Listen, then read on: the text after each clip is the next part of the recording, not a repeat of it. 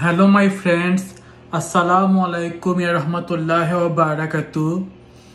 আমি আহমেদ দীপ হোসেন। অ্যাকচুয়ালি আমি ঈসা নবী। বাংলাদেশ ঢাকা মানিকগঞ্জে আমার জন্ম। আমি মানিকগঞ্জে 2000 পর্যন্ত ক্লাস 8 পর্যন্ত ছিলাম। তারপর আমি ঢাকা উত্তরায় 2001 আর 2002-তে 2001-এ যে আমি ক্লাস 9-এ ভর্তি হই ঢাকা উত্তরায়। আমি ছোটবেলার থেকেই নামাজ রোজা করি, কোরআন শরীফ পড়ি। তারপর আমি 2002 শেষে ডিসেম্বরে আমেরিকা ক্যালিফোর্নিয়াতে আসি। তারপরের থেকে আমি ক্যালিফোর্নিয়াতেই আছি। এখানে আমি হাই স্কুল, কলেজ, ইউনিভার্সিটিতে লেখাপড়া করি। আমি হেলথ অ্যাডমিনিস্ট্রেশনে সায়েন্সে ব্যাচেলর করি।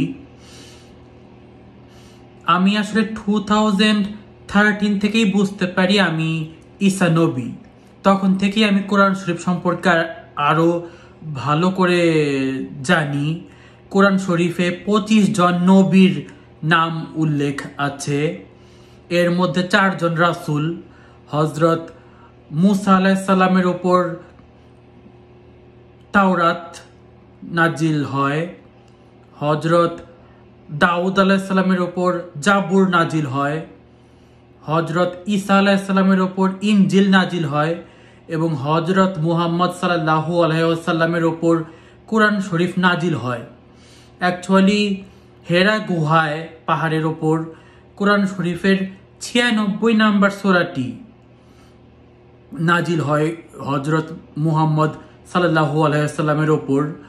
ফেরেশতা জিবরিল আলাইহিস সালাম তার কাছে প্রথম সূরা 96 নাম্বার সূরা নিয়ে আসেন।